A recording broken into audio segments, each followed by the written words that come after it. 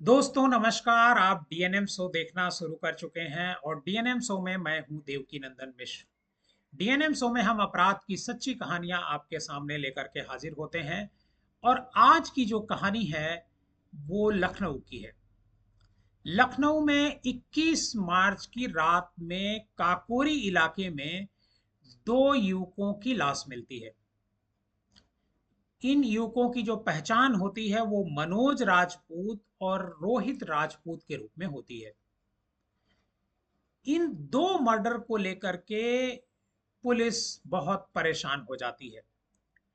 और करीब जब वो उसी रात करीब 8 बजे ये दोनों अपने घर से रोहित राजपूत के साथ मनोज राजपूत अपने दोस्त की जन्मदिन पार्टी मनाने के लिए निकलता है। करीब 2 घंटे बाद ही करीब 10 बजे के आसपास नगवा पुल के पास काकोरी में दोनों का खून से लथपथ शव मिलता है। एक का गला और दूसरे के हाथों की नसें काटी गई होती हैं। पुलिस मौके पर पहुंचती है। जब पुलिस को सूचना दी जाती है, पुलिस अगले दिन मतलब 22 तारीख को पोस्टमार्टम करवाती है और पोस्टमार्टम करवाने के बाद बॉडी जो है वो परिवार वालों को सौंप देती है। लेकिन जो परिवार वाले होते हैं वो बॉडी का अंतिम संस्कार नहीं करते हैं, बल्कि वो प्रदर्शन करने लगते हैं और जो अपराधी हैं, जो क्रिमिनल हैं, जिन्होंने उनका मर्डर किया, उनको पकड़ने की मांग करते हैं, उनको सजा देने की मांग करते हैं। पुलिस आश्वासन देती है और आश्वासन देती है कि जल्द से जल्द दोनों की गिरफ्त मतलब जो भी अपराधी होंगे उनकी गिरफ्तारी हो जाएगी। पुलिस टीम जो है घटना स्थल से ही जांच की शुरुआत करती है। और इसी दौरान परिजनों से पता चलता है कि जो मनोज राजपूत है उसका किसी लड़की के साथ प्रेम संबंध चल रहा था। पुलिस अब जो मनोज राजपूत है, मृतक है, जिसका मर्डर कर दिया गया है, उसकी मोबाइल डिटेल निकलवाती है। मोबाइल नंबर लेकर के उसकी कॉल डिटेल निकलवाती है। और जब कॉल डिटेल निकलवाती है तो पता चलता है कि एक नंबर पर जो है, जो सबसे लास्ट कॉल आई थी वो एक लड़की ने की थी। पुलिस तत्काल उस महिला के पास जाती है जो उसकी प्रेमिका बताई जाती है। उसको पकड़ करके थाने लाती है और उससे पूछताछ की जाती है।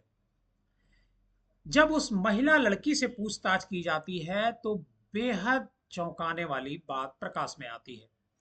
दरअसल वो एक सिपाही की पत्नी होती है। और उसने बताया कि अपना जो सिपाही और जो उसके दो भाई होते हैं उनका नाम लिया और उन्होंने कहा कि फोन करके मैंने ही इन दोनों को वहां पर बुलाया था। मनोज को मैंने बुलाया था, मनोज के साथ उसका साथी भी आया था। और वहां पर जो हमारा पति सिपाही है उसने और हमारे दो भाइयों ने मिल करके दोनों का मर्डर कर दिया। वो महिला बताती है, महिला जो सिपाही की पत्नी होती है वो बताती है कि 21 तारीख को जो उसके पति सिपाही होते हैं वो मुझ पर दबाव बनाते हैं और कहते हैं कि या तो उनके साथ रहे वो या फिर मनोज के साथ चली जाए। इस पर जो महिला होती है वो कहती है कि हम मतलब पति के साथ ही रहेंगे। इसके बाद जो सिपाही होता है वो कहता है कि मनोज को तुम फोन करके बुलाओ। तो जब वो लड़की फोन करती है अपने प्रेमिका प्रेमी मनोज को, तो मनोज उससे मिलने को तैयार नहीं होता है। इसके बाद वो जो महिला है वो 35 बार मनोज को फोन करती है अपने पति के डर की वजह से। और 35 बार फोन करके मनोज को पानखेड़ा गांव में मिलने के लिए बुलाती है। और मनोज तैयार हो जाता है पानखेड़ा गांव में आने के लिए। और वो अपने साथ अपने एक साथी को भी लेता है। और यहाँ पर जब वो पहुंचता है तो उसकी जो प्रेमिका होती है सिपाही की पत्नी वो मिलती है। दोनों करीब 10 से 15 मिनट बातचीत करते हैं। जैसे ही वो मिलकर वापस जाने लगते हैं तो जो उसका पति होता है महिला का, वो मनोज के कंधे पर चापड़ से हमला कर देता है, जो पति सिपाही होता है। इस घटना रोहित, चूंकि वहां पर जो उसका साथ गया था मनोज के, रोहित इस घटना को देख लेता है और वो भागने की वहां से कोशिश करता है।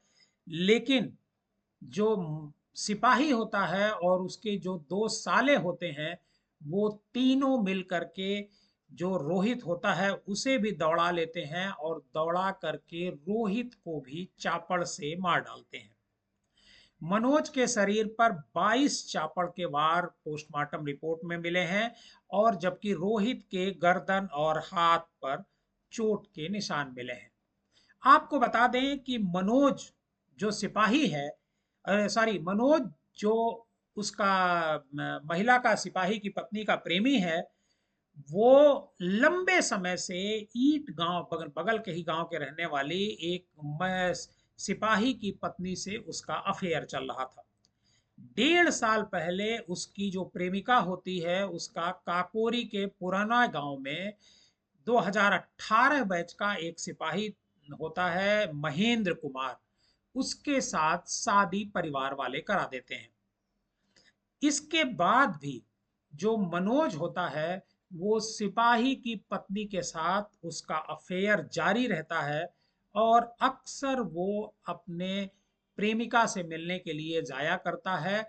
और जो सिपाही की पत्नी होती है वो भी जो है उससे, मनोज से अक्सर मिलने के लिए जाती है। और इसी दौरान ये बात जो सिपाही होता है महेंद्र कुमार, उसे पता चल जाती है।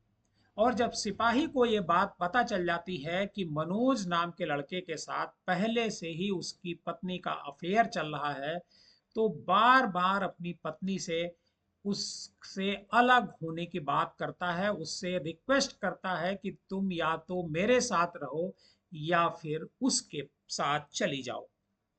लेकिन जो उस मनोज होता है और जो उसकी पत्नी होती है, दोनों के बीच जो मेल मिलाप होता है वो कम नहीं होता है, बंद नहीं होता है। और ये जो महेंद्र कुमार सिपाही है इसकी पोस्टिंग लखीमपुर में होती है, और जो उसकी पत्नी होती है वो अपने गांव पर ही रहती है, ईट खेड़ा में। दोनों की इसी वजह से अक्सर मुलाकातें होती रहती हैं। और जो सिपाही होता है वो कई बार, उसको पता, दरअसल क्या करता है सिपाही कि वो अपनी पत्नी का जो कॉल डिटेल होता है वो निकालता रहता है।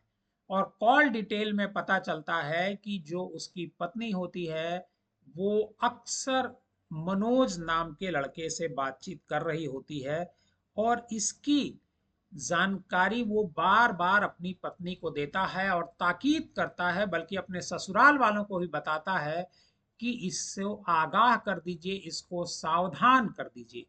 लेकिन जो सिपाही की पत्नी होती है वो मनोज से मिलना बंद नहीं करती है। इसके बाद जो महेंद्र कुमार होता है सिपाही, वो अपने सालों से मिल करके एक बहुत ही संगीन अपराध करने की तैयारी करता है, योजना बनाता है। और जो मनोज, रोहित है, और जो मनोज है उसका जो साथी, मनोज का जो साथी होता है रोहित, दोनों को जब वो बुलाती है 21 तारीख की रात में, तो मनोज को बुलाती है, लेकिन मनोज और रोहित चूंकि साथ रहते हैं तो रोहित भी उसके साथ जाता है। और वहां पर जो है चापड़ से उसकी हत्या कर दी जाती है। जो मनोज होता है वो आईटीआई का छात्र होता है, और जो उसका दोस्त होता है वो भी पढ़ाई कर रहा होता है। पुलिस ने इस मामले में जो महेंद्र है सिपाही, उसको और उसके 2 सालों को गिरफ्तार कर लिया है, और गिरफ्तार करके उनको जेल भेज दिया है। पुलिस का कहना है कि इस पूरे मामले में जो प्रेम त्रिकोण का मामला है वही सामने आया है, जिसकी वजह से जो महेंद्र है वो अपने जो उसका प्रेमी होता है उसकी पत्नी का, उसको रास्ते से हटा देता है। आपको हमारी ये कहानी कैसी लगी, हमें कमेंट बॉक्स में जाकर जरूर बताइएगा। अगर आपको हमारी ये कहानी अच्छी लगी हो तो हमारे इस चैनल को सब्सक्राइब कीजिएगा और इस कहानी को ज़्यादा से ज़्यादा लोगों को शेयर कीजिएगा। आप डीएनएम शो देखते रहिए।